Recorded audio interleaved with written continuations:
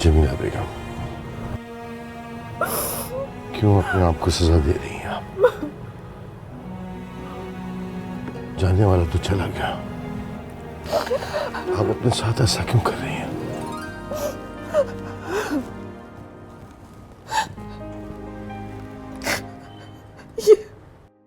ये खालीपन, ये खालीपन तो अब सारी जिंदगी का है।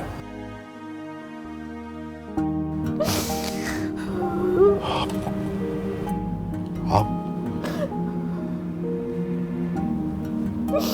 इस खालीपन के साथ क्या अपने आप को खत्म कर लेंगी? क्या खत्म करना है? सब कुछ तो खत्म हो गया। नहीं जमीला बेगम, सब कुछ नहीं, कुछ खत्म नहीं हो। एक नई जिंदगी का सवेरा हमारा इंतजार कर रहा है।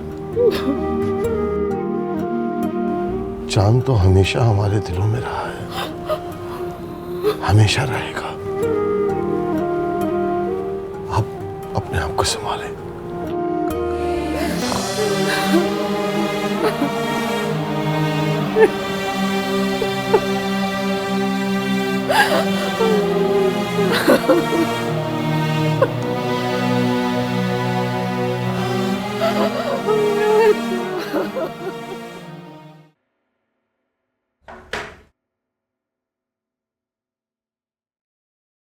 ये क्या है? घर में और तो कोई खाना खा नहीं रहा, आप तो खा लें। ऐसे माहौल में कहाँ कोई खाना खा सकता है? मेरे तो हलक से एक नवाला भी नहीं उतरेगा। वैसे है क्या? आपके लिए ना आलू मटर बनाए मैंने, और साथ वो ब्राउन ब्रेड भी है। आप डैड करती हैं ना? अब तो इतनी जिद कर रही है तो खा ही लेती हूँ। वैसे मेरा दिल तो नहीं चाह रहा था बिल्कुल भी।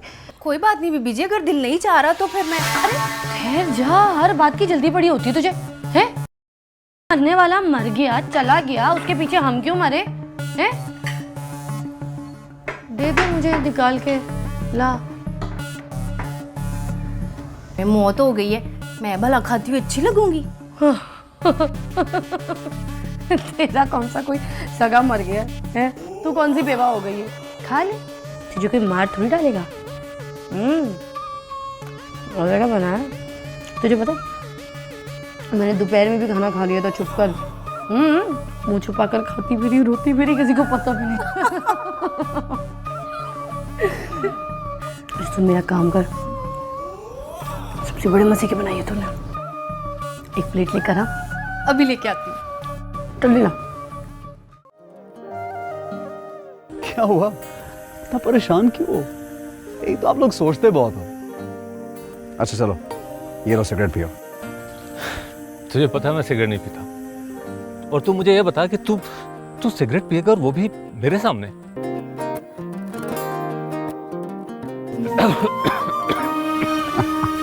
तुझे पता है जिंदगी में मैंने कभी सिगरेट को हाथ नहीं लगाया, आखिर तूने पिलाई दी है। बहुत शरारती है। कसम से यार चांद, तू बहुत ही अजीब इंसान है।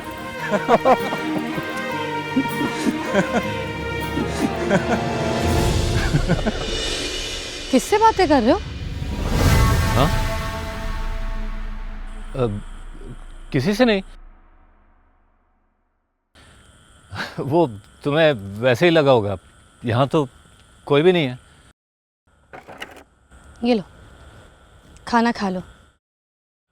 मरने वाला मर गया, तुम क्यों मुंह फुलाए बैठे हो फजूल में? है ना? हाँ। मेरा भाई मर गया और तुम मुझे खाना खाने को कह रही हो? क्या गलत किया मैंने? तुम्हारे लिए खाने लेकर आई थी ना। 3 दिन से तुमने कुछ खाया नहीं, मैंने सोचा खाना खिला दो। मैंने नहीं मारा तुम्हारे भाई को। अच्छा फिर से सोच लो, आज के बाद अगर मुझ पे हाथ उठाए ना, तुम्हारा भाई चला गया, तुम रोक सके? हाँ? आज से इस घर की आबादी बर्बादी सब मेरे हाथ में। मैं जो चाहे करूं, तुम मुझे भी नहीं रोक पाओगे, समझे?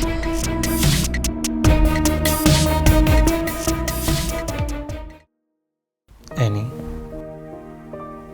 तुमने 3 दिन से कुछ नहीं खाया, प्लीज कुछ खा लो या फिर मेरे साथ बाहर चलो। देखो अगर तुम नहीं खाओगी तो मैं भी नहीं खाऊंगा। उस्मा जी खाना ले आओ। जी साहब जी।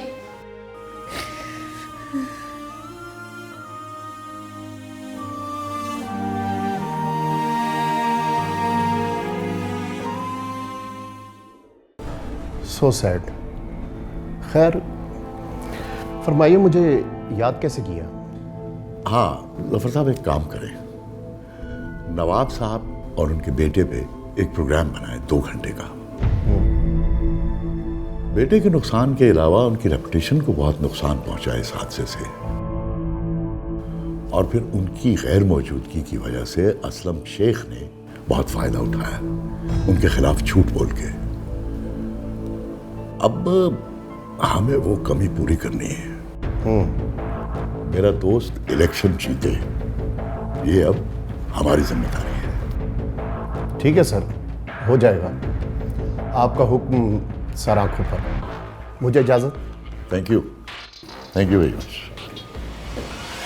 नाजरीन, हमने आपसे वादा किया था कि इस इलेक्शन में इंसाफ पार्टी के सबसे मजबूत उम्मीदवार जनाब नवाब वहीदुल्ला, जिनका जवान बेटा कुछ रोज़ पहले हादसे का शिकार हुआ, जिसकी वजह से वो पिछले 1 हफ्ते से किसी भी इंतखाबी सरगर्मियों में हिस्सा नहीं ले पाए और अपनी कॉन्स्टिट्यूंसी के तमाम मीटिंग्स और दौरे उन्हें रद्द करना पड़ी।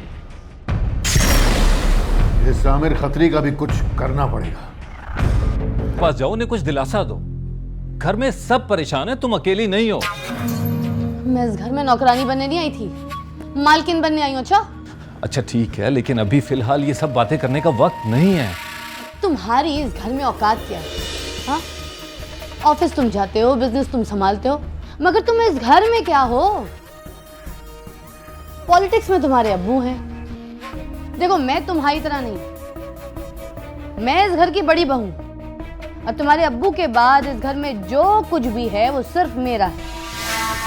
मेरे सर पे हाथ रख के कसम खाओ कि मुझे किसी भी चीज के लिए रोकोगे नहीं।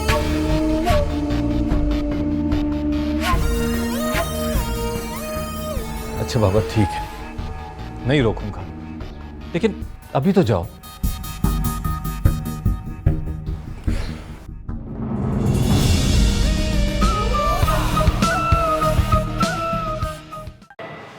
अरे कैसे अब्बू की इलेक्शन कैंपेन्स का क्या हुआ? आजकल जा नहीं रहे, जबकि इलेक्शन सर पे। मामू आज के इलेक्शन पे तवज्जो ही नहीं दे रहे। मैं तो खुद बहुत परेशान हूँ। वैसे मुझे घर वाले इजाजत नहीं देते, वरना मैं अपने अकेले दम पर इलेक्शन जीत कर दिखा दूं। घर की औरतें घर में ही अच्छी लगती हैं। ओह, घर की इसी औरत के पीछे पीछे भागेगा तू सेक्रेटरी बन के।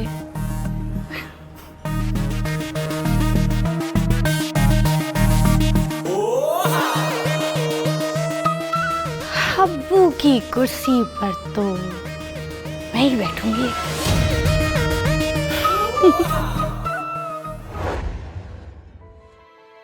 मामू जान, बहुत सारी मीटिंग मिस हो गई इस बार। लगता है इलेक्शन हम हार जाएंगे। हमसे अब ये सब नहीं होगा।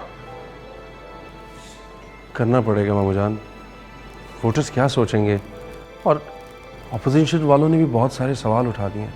दे तो दिए जवाब हमने। अपना बेटा खो दिया और क्या। आपके सामने कोई सही आदमी खड़ा होता ना तो कोई बात नहीं थी। वो इंसान ही गलत है। बदकिस्मती से वो हमारा रिश्तेदार है, लेकिन गलत है। अगर वो जीत गया ना तो बाद में लोग आप ही को बुरा भला कहेंगे। आमिर खत्री साहब आपके लिए बहुत कुछ कर रहे हैं, लेकिन वो अकेले कब तक करेंगे? आपको भी कुछ करना पड़ेगा मामू जान। हमें पहले इस दुख से बाहर तो आने दीजिए। सही कह रहे हैं आप, लेकिन अगर असलम शेख जीत गया तो ये दुख आपके लिए सबसे बड़ा दुख होगा। कुछ नहीं होगा, आमिर खत्री संभाल लेंगे सब। ये सियासत है मामू जान। यहाँ दुश्मन को दोस्त और दोस्त को दुश्मन बनते हुए देर नहीं लगती।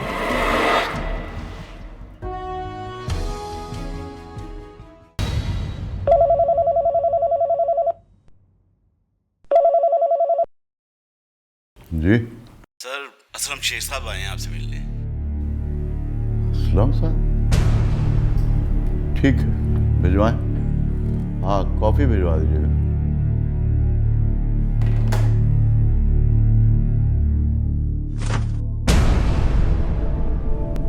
आइए आइए असलम साहब, आज कैसे रुख कर लिया इधर का? क्या करें आमिर साहब, हम सियासतदानों का आप लोगों के बगैर गुजारा भी तो नहीं। नवाब साहब के बेटे की खबर मिली, बहुत बुरा हुआ।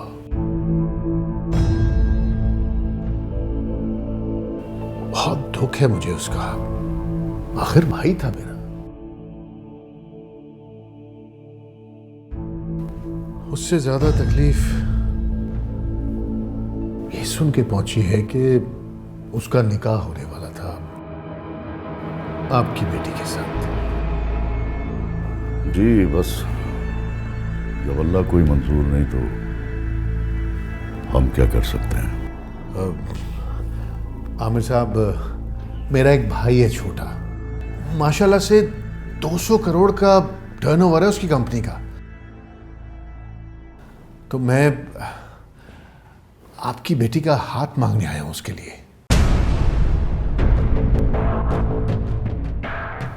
कैसी बातें कर रहे हैं आप? ये 200 करोड़ का टर्नओवर बता के मुझे इम्प्रेस करने की कोशिश कर रहे हैं। मैंने बेटी की शादी करनी है, बेचनी नहीं है। आइंदा मेरे ऑफिस में बगैर बताए ये रिश्ते लेके आने की कोशिश न करना।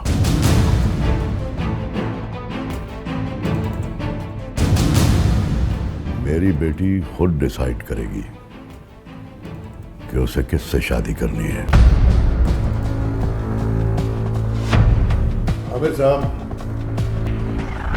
ऐसा नहीं लगता कि आप कुछ ज्यादा ही बोल रहे? बेटी वालों को बड़े बोल अच्छे नहीं लगते। अच्छा, अब आप मुझे बताएंगे कि क्या अच्छा है और क्या बुरा। प्लीज, आप जा सकते हैं।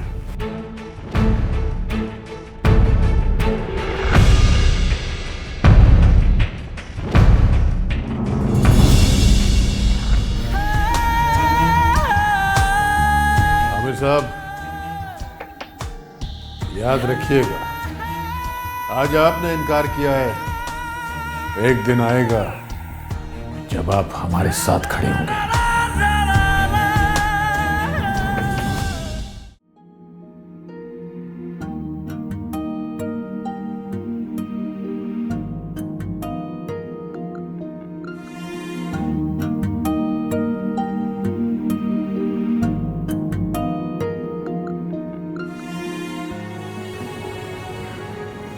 तैयारियां कर दी गई है नवाब साहब। जो दर्द मिलना था वो तो मिल गया। अब इसी दर्द के साथ आपको मैदान में उतरना होगा। लोगों को बड़ा सहारा है आपसे। लोग चाहते हैं कि आप जीतें। आप ठीक कह रहे हैं आमिर साहब, लेकिन हम क्या करें? चांद की यादें हैं जो हमारे दिल से जाती नहीं। औलाद का दर्द है नवाब साहब, आसानी से नहीं जाएगा।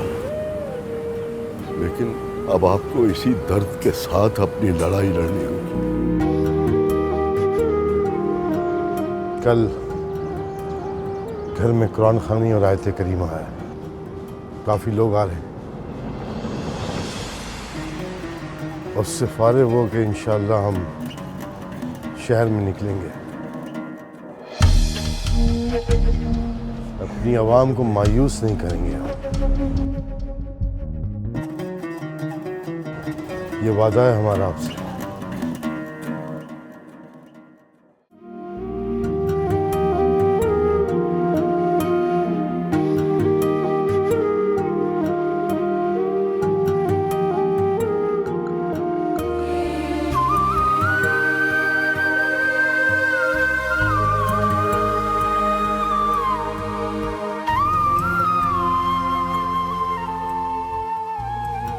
नहीं नहीं नहीं नहीं नहीं, फुटबॉल को हाथ मत लगाइए, रुक जाइए।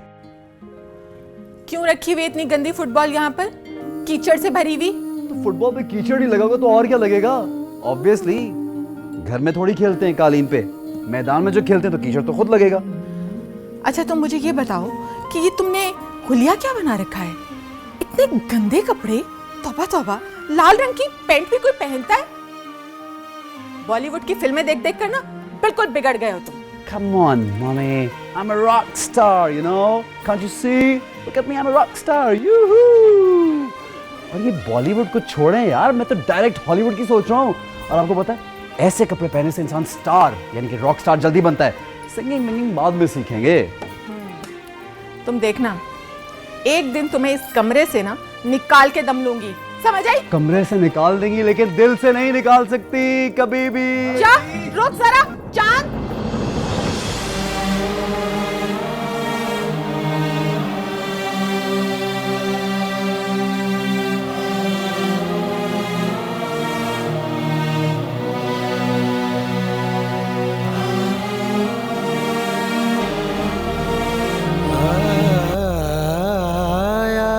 था ख्याल के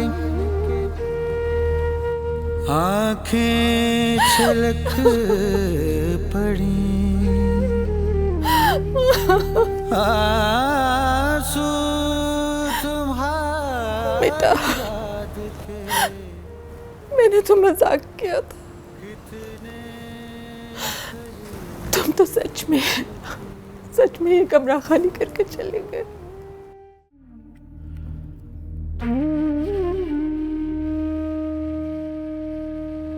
कितनी रौनक है शहर में।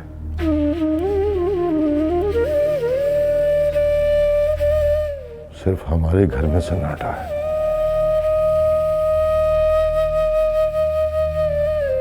जब सूरज चला जाता है तो लोगों के घर में अंधेरा हो जाता है।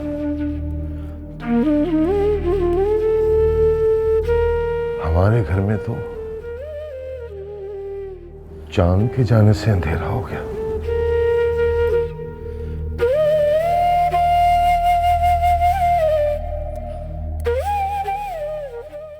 ये किसकी पेमेंट है? सर ये दूसरे सूबे से कुछ सियासी लोग आए थे आपकी कन्वेंसिंग के लिए। ये उनके होटल का स्टे है 15 दिन का और वो टोटल 25 लोग थे। कुछ एंटरटेनमेंट के बिल्स हैं। ये लीजिए, ये देने से पहले सीए से बात कर लीजिएगा और मेरी भी बात करवा दीजिएगा। जी बेहतर। और कुछ? सर वो स्टाफ की सैलरी के कुछ चेक थे, वो अगर साइन कर देते तो। इमरान साहब आज मैं थक गया हूँ, प्लीज़ कल करवा लीजिएगा। जी बेहतर। और हाँ, नवाब साहब का क्या हाल है? ओह सर सॉरी, मैं भूल गया आपको बताना, वो नवाब साहब के यहाँ कल कुरान खानी है। अरे वाह, ये तो बड़ी अच्छी खबर सुना दी आपने। मैं भी बड़े दिनों से सोच रहा था उन्हें चोट पहुंचाने का। अब मौका मिला है दुश्मन को दुश्मन के घर में चोट पहुंचाने का। अब मजा आएगा। चचा नवाब वहीदुल्ला खान।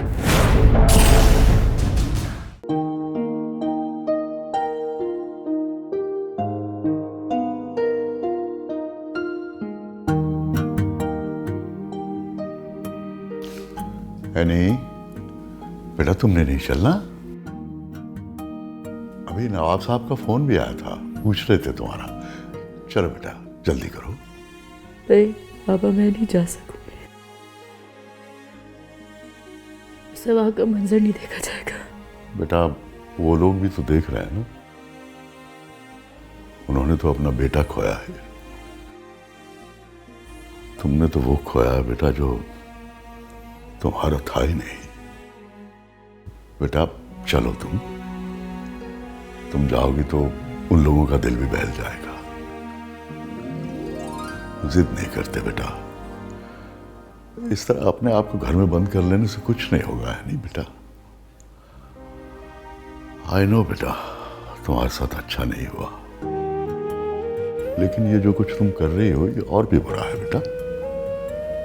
चलो चेंज कर लो, हम बाहर इंतजार कर रहे हैं तुम्हारा।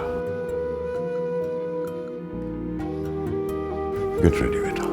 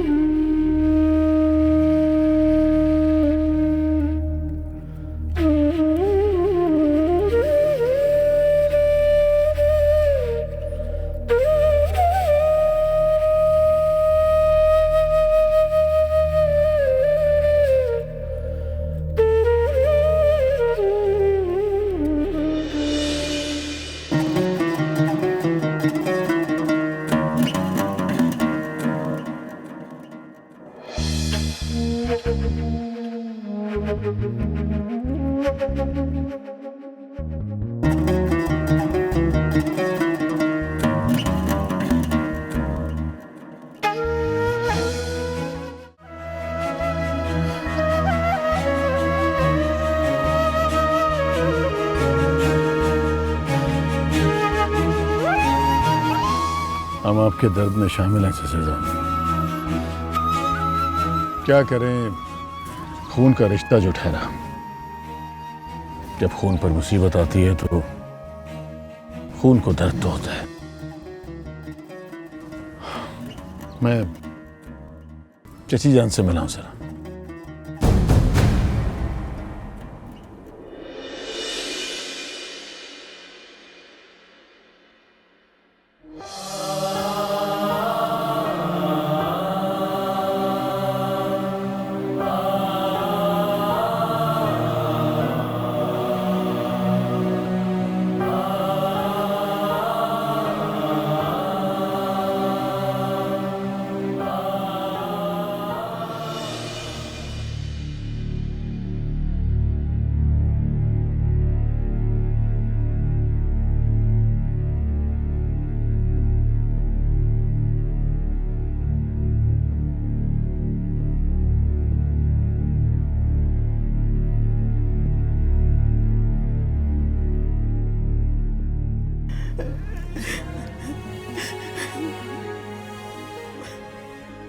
चची जान, आपके कल 2 बेटे थे, आज भी 2 ही हैं। मैं आपके दुख में बराबर का शरीक हूं, कभी भी कहीं भी। अरे बीबी जी, आप यहाँ टीवी देख रही हैं, आपको पता है नीचे कौन आया है? वो असलम शेख साहब आए हैं। लो, मैं क्या कम थी इस घर की दुश्मन जो एक और आ गया? खैर, सियासत में जितने ज्यादा दुश्मन हो ना उतना ही अच्छा। सियासत करने में बड़ा मजा आता है। चलो, कोई तो होगा इल्जाम लगाने के लिए। आपने मुझसे कुछ कहा? हाँ, सियासत में ना पढ़। चल जा, बाहर जाके देख क्या क्या हो रहा है। जा।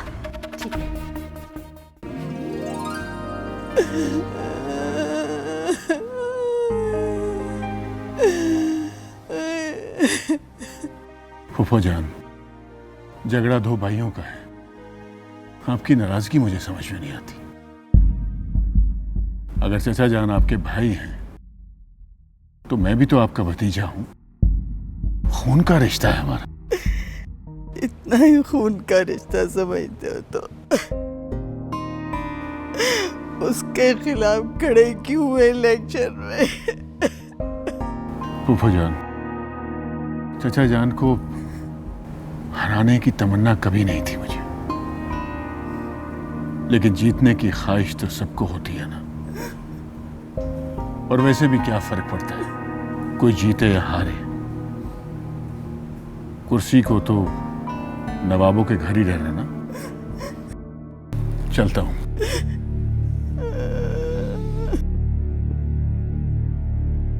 राबिया, तुम यहीं रुको, मैं शाम को तुम्हें ले जाऊंगा।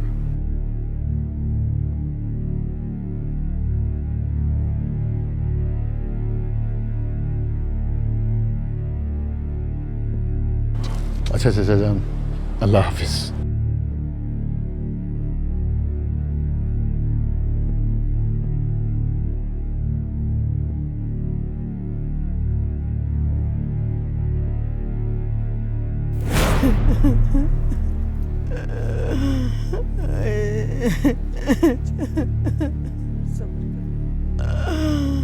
मेरा बच्चा।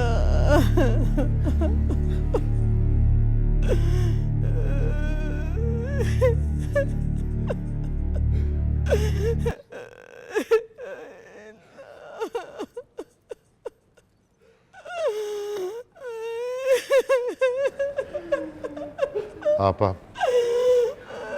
सब्र कीजिए, सब्र कीजिए आप।